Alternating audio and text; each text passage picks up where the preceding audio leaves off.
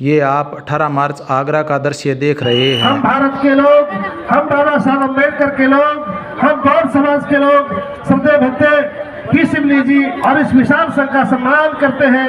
अब हजारों लोग फूलों की वर्षा के साथ सम्मान कर रहे हैं। एक बार जोरदार नारों के साथ सम्मान करेंगे। बाबा साहब अम्बेडकर, कारुणिक बुद्ध की, कारुणिक बुद्ध की।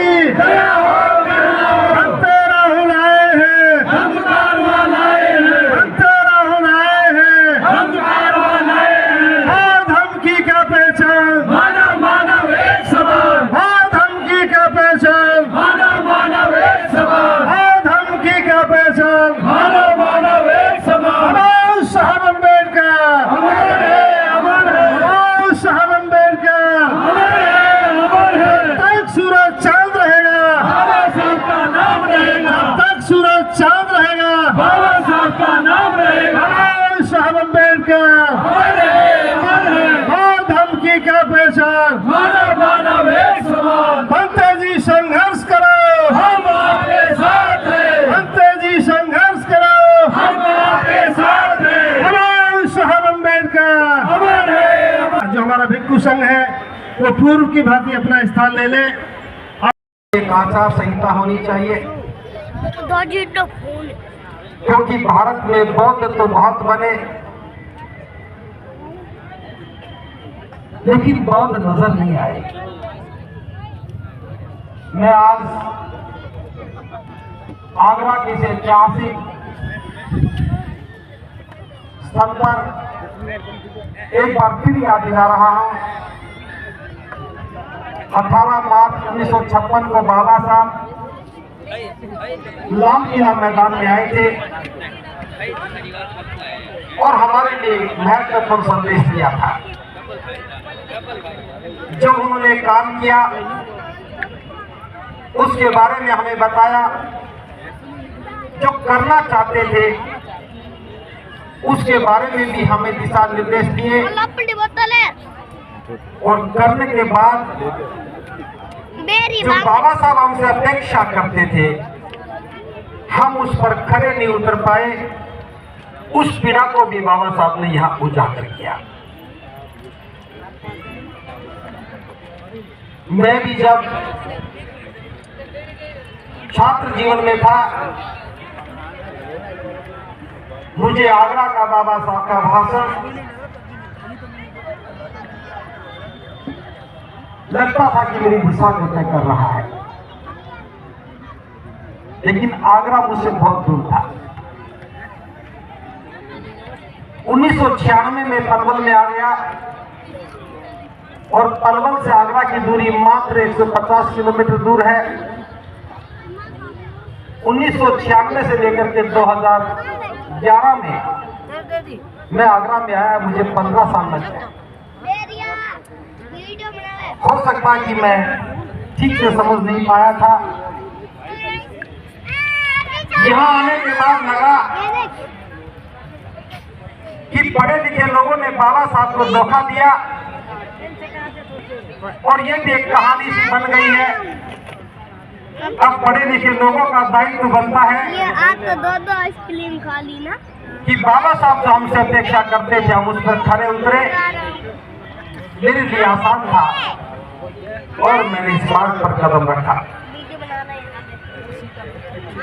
कदम तो रखा था, लेकिन चुनौतियां बहुत सारी थी। मेरे जीवन का पहला विद्रोह बाबा साहब के अनुयायियों से ही था। मैं बाबा साहब का अनुयायी और मैं बाबा साहब के अनुयायियों से लड़ता रहा कि आप अम्बेडकरवादी बन गए हो, बाबा साहब के अनुयायी नहीं बने हो। मंच पर तो बाबा साहब दिखते हैं और घर में जन्म होने से मृत्यु तक कोई भी संस्कार होता था तो हम बाबा साहब को भूल जाते थे। पहली बात तो यह कि बौद्ध गया मुक्ति का आंदोलन किसी धर्म के विरुद्ध नहीं है। बौद्ध गया मुक्ति का आंदोलन किसी जाति के विरुद्ध नहीं है।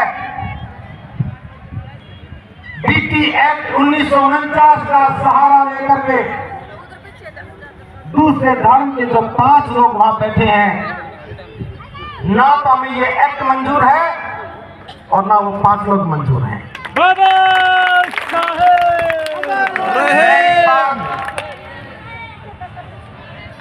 इस पिछले 32 दिनों में मैं 2 बार वहां गया,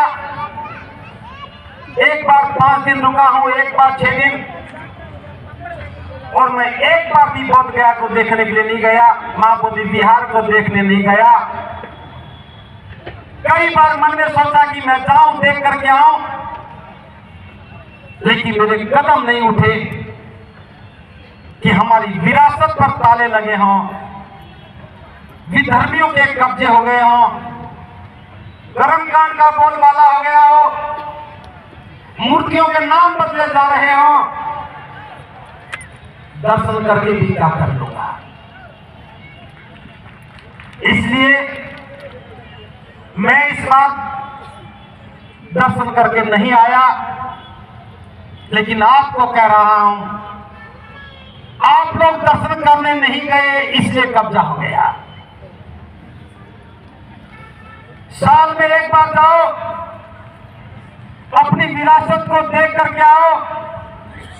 जिस विरासत के वारिस नहीं होते वहां खरपतवार पैदा हो जाती है, और लंबे समय तक विरासत को संभाला ना जाए तो उसी खरपतवार में झाड़ियां पैदा हो जाती हैं, और उन झाड़ियों में सांप और बिच्छू पलने लग जाते हैं, और समय और ज्यादा लंबा हो जाए तो दुश्मनों के कब्जे हो जाते हैं। हमारे साथ यही हुआ। पहले खरपतवार उगी, फिर झाड़ियां बड़ी हुई, फिर सांप और बिच्छू पले, और आज किसी और के कब्जे हो गए। आप यहाँ जयंतियां मनाते रहे और बोध गया से लोगों के सामने गलत संदेश जाता रहा। तो मैं एक आह्वान कर रहा हूं, 14 अप्रैल आने वाली है, सभी लोग बाबा साहब की जयंती मनाते हैं। मैं पूरे देश के बौद्ध अनुयायियों और तमाम बाबा साहब के अनुयायियों से अनुरोध वीडियो देखने वाले सभी दर्शकों को जय भीम, नमो बुद्धाय।